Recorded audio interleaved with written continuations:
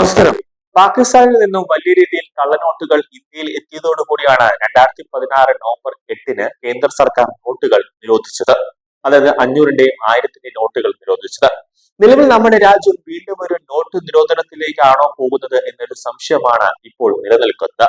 കാരണം നമ്മുടെ രാജ്യത്തിന്റെ സാമ്പത്തിക രംഗത്തെ തന്നെ തകർക്കാനുള്ള ഒരു നീക്കം പാകിസ്ഥാൻ ഇപ്പോൾ നടത്താൻ ലക്ഷ്യം വെക്കുകയാണ്.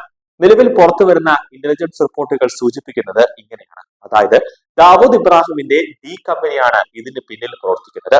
പാകിസ്ഥാന്റെ പിന്തുണയുള്ള ഡി കമ്പനി തെരഞ്ഞെടുപ്പിന് മുമ്പ് കോടിക്കണക്കിന് രൂപയുടെ വ്യാജ നോട്ടുകൾ, വ്യാജ കറൻസികൾ ഇന്ത്യയിലേക്ക് എത്തിക്കാനുള്ള ഒരു ശ്രമമാണ് ഇപ്പോൾ നടക്കുന്നത്. അതായത് 5 സംസ്ഥാനങ്ങളിലേക്കുള്ള തെരഞ്ഞെടുപ്പ് നടക്കാൻ പോവുകയാണ് ഇന്ത്യയിൽ. ഇപ്പോൾ തുടർച്ചയായി തെരഞ്ഞെടുപ്പ് നടക്കുന്ന പശ്ചാത്തലത്തിൽ വ്യാജ കറൻസി റാക്കറ്റുകൾ വർദ്ധിക്കാനുള്ള സാധ്യത ഉണ്ട് എന്നാണ് IB റിപ്പോർട്ട് ചെയ്തത്. പാകിസ്ഥാനിൽ നിന്നുള്ള ഒരു റാക്കറ്റിനെ നിയന്ത്രിക്കുന്നത് ദാവൂദ് സിൻഡിക്കേറ്റ് വ്യാജ നോട്ടുകളുടെ അച്ചടി വർദ്ധിപ്പിച്ചിട്ടുണ്ട് എന്നാണ് ലഭിക്കുന്ന വിവരം. ഇത് ബംഗ്ലാദേശിലേക്കും നേപ്പാളിലേക്കുമാണ് അവിടെ നിന്നും അച്ചടിച്ച് മാറ്റുന്നത് എന്നാണ് ലഭിക്കുന്ന വിവരം. അയൽ രാജ്യമായ ബംഗ്ലാദേശിൽ നിന്നുള്ള വ്യാജ കറൻസികളുടെ പ്രധാന പോയിന്റായി മാൾഡ പ്രവർത്തിക്കുന്നു എന്നും IB ഉദ്യോഗസ്ഥർ പറയുന്നുണ്ട്. മാൾഡയിൽ റാക്കറ്റ് നടത്തുന്നവർ ബംഗ്ലാദേശിൽ നിന്നും വലിയ രീതിയിൽ കള്ളപ്പണം സ്വീകരിക്കാൻ തയ്യാറെടുക്കുകയാണ് എന്നാണ് ഉദ്യോഗസ്ഥർ കൂട്ടിച്ചേർക്കുന്നത്.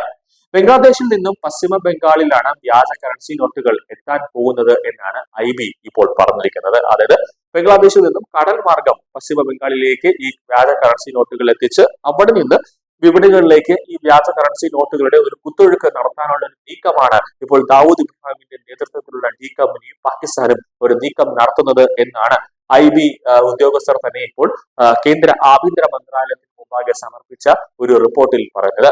അതായത് റിസർവ് ബാങ്ക് ഓഫ് ഇന്ത്യ 500-ന്റെയും അതോടൊപ്പം തന്നെ 1000-ന്റെയും ഒക്കെ നോട്ടുകൾ അച്ചടിച്ചിറക്കുന്നു. ബാക്കി 200-ന്റെയും 100-ന്റെയും ഒക്കെ നോട്ടുകൾ ഇറക്കുന്ന സമയത്ത് ആ നോട്ടിന്റെ, ആ പേപ്പറിന്റെ ക്വാളിറ്റി, അതോടൊപ്പം തന്നെ ആ പേപ്പറിന്റെ ഒരു ഷേപ്പ്, ആ പേപ്പറിന്റെ സ്ട്രക്ചർ, അതെല്ലാം തന്നെ അതേപോലെ ഒരു രീതിയിലായിരിക്കും, അതേ മാതൃകയിലായിരിക്കും ദാവൂദ് ഇബ്രാഹിമിന്റെ ഡി കമ്പനി വ്യാജ കറൻസി നോട്ടുകൾ അച്ചടിക്കുന്നത്. കാരണം ഇത് വിപണിയിലേക്ക് എത്തിക്കഴിഞ്ഞാൽ ഒരു തരത്തിലുമുള്ള ഒരു സംശയം ഉണ്ടാകാൻ പാടില്ല.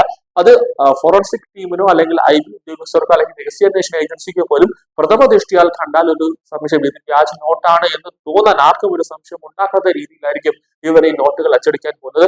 അതുകൊണ്ട് തന്നെ വലിയ രീതിയിലുള്ള ഒരു മൂലധനം അല്ലെങ്കിൽ വലിയ രീതിയിൽ ഇതിൽ കോടിക്കണക്കിന് രൂപയുടെ ഒരു പണം ഇവർ ഇതിൽ മുടക്കുന്നുണ്ട്. അതുകൊണ്ട് തന്നെ അത്യാധുനിക മെഷീനുകൾ ഇവർ ഇതിൽ വാങ്ങിച്ചു വയ്ക്കുന്നുണ്ട് എന്നാണ് IB ഇപ്പോൾ റിപ്പോർട്ട് ചെയ്യുന്നത്. കൂടാതെ ധാക്കയിൽ പാകിസ്ഥാനിൽ മുടക്കം വലിയ രീതിയിലുള്ള ഒരു പരിശോധന ഇല്ലാത്തത് കൊണ്ടും ഈ ഡി കമ്പനി വലിയ രീതിയിൽ തന്നെ വ്യാജ കറൻസി നോട്ടുകൾ അച്ചടിച്ച് ഇന്ത്യൻ അതിർത്തിയിലേക്ക് കൊണ്ടുവരാനുള്ള ഒരു നീക്കം നടത്തുന്നുണ്ട് എന്നാണ് IBക്ക് ലഭിച്ച വിവരം. അതുകൊണ്ട് തന്നെ ഈ IB റിപ്പോർട്ട് പുറത്തു വന്നതോടുകൂടി NIA യും ROയും അതോടൊപ്പം തന്നെ മറ്റ് ഏജൻസികളടക്കം അതീവ ജാഗ്രതയിലാണ് ഇപ്പോൾ നിൽക്കുന്നത്.